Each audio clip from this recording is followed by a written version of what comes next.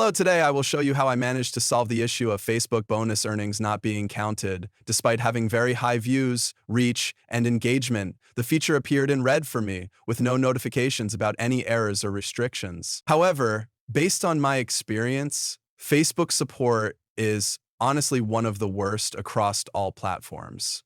After several attempts, I was able to identify the root cause of the issue, made some adjustments, and finally resolved it.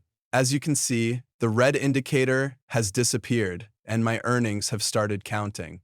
I tried to understand and fix the issue for over 3 months, until I finally succeeded. Even Meta support couldn't solve the problem, and all their responses were random.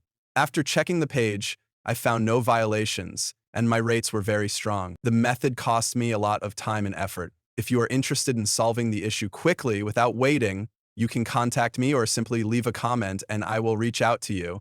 The solution is available for just $10. If you're not interested, you can try to figure it out yourself, but I'm sure you'll eventually find the solution.